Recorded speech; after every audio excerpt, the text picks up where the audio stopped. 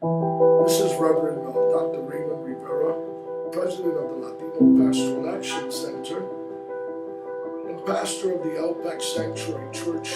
I'm speaking today because of the recent events that have become part of our public discourse because it shocked the nation, particularly two events: the pipe bomber that sent bombs to Democratic elected officials, including two previous presidents and high-level public officials, high-level officials of the Democratic Party. And these bombs were not bombs that were just ploys. They had the potential to go off. The only reason that they didn't was because the bomber seemed to be incompetent. But the startling thing was the gentleman was apprehended. It showed that he was riding around in a van, and this van was covered and plastered in posters that repeated the president's rhetoric of lock up Hillary and rhetoric that were anti-immigrant and anti-Semitic and anti-gay and just divisive hatred,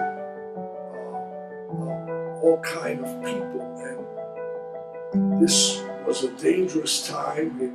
His ideology was rooted in white supremacy, feeling that it should be the whites as a master race. It was almost like going back to the past individual, and unfortunately there are millions like him in this country that feel that this country only belongs to them, and that they have this concept that the other, anything that is not like them, is detrimental to this country, and they're demonizing the immigrant, they're demonizing blacks, they're demonizing Jews, they're demonizing immigrants, and this type of conversation is producing violence in this country.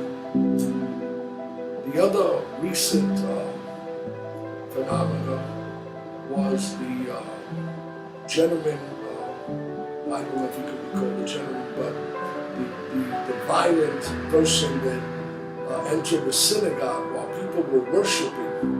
His first name was Noah, in Pittsburgh, Pennsylvania, and actually killed 11 people while they were worshiping God. And as he entered the synagogue, he said, all Jews must die.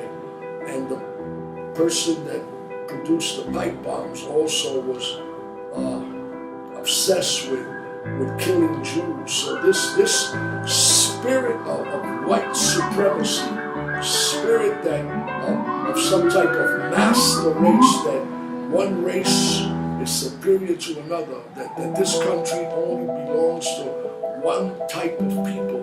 I want to stand up as a pastor and as a minister of the gospel of Jesus Christ. I want to say that this is wrong.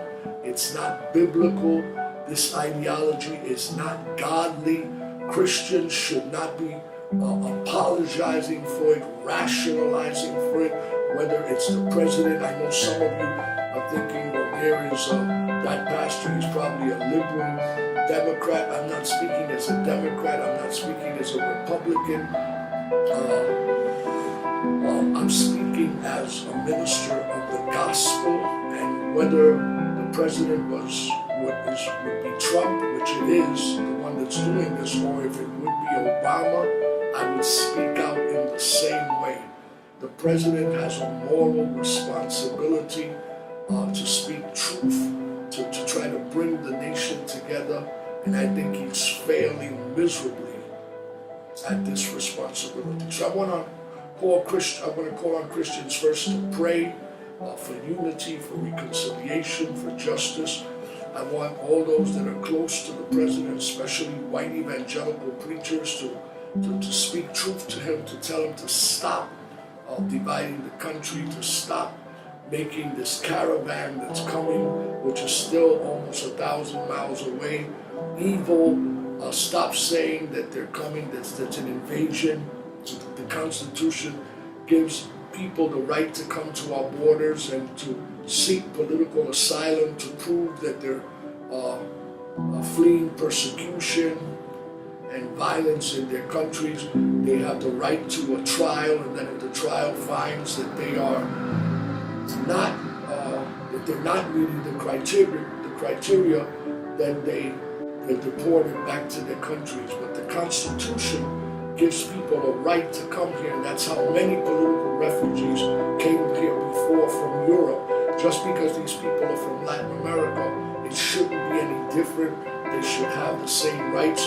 We need to tell those that are around the president, especially white evangelicals, that he should stop this anti-immigrant rhetoric, this signaling out people by name and defaming their character and integrity. It is below the dignity of the office of the president. And we have to, yes, pray for the president, but we need people that also have proximity to him, to speak to him and to advise them. I hope some of our pastors are doing that. I hope they're not being seduced by power, by having access to the president and are just affirming everything that he is doing. You are to affirm the good things that he does, but a pastor's responsibility is also to correct and exhort. But when the president is not functioning according to the truth, or at least to our understanding of the will of God. So again, we want to speak against the spirit of white supremacy. All people are image bearers of God. We're all made in the image and likeness of God. We're all made of one blood. There should be no superiority. This is something that we've seen before, where you demonize the other, where you make him less than human, where you keep repeating things about him until people believe that it's true, and then it's easier to attack that person if you believe that he's less than human. So we want to come against that spirit, and we want to pray for restoration and reconciliation in the nation, and we want to pray for all the elected officials that they may be emboldened to speak truth to power in love, and that they may stand up, those that are Christians, for the values of the kingdom of God. And if you're not a Christian, just a person of faith, or if you're just a good human being, then you may stand up for good American values of love and peace and justice and reconciliation that are certainly rooted in our history, in our literature. I don't usually speak on these issues, but I feel compelled to speak because I think all of us have a responsibility to speak at this time our understanding of what the message of God, just like in times before, the prophet would rise up and would speak to the kings of old and tell them to do justice. I think the church today and prophets and pastors with the prophetic word have a responsibility to rise and tell the president or other high-profile people, Democrats, Republicans, Independents, we have to speak the truth to them of how we feel is reflected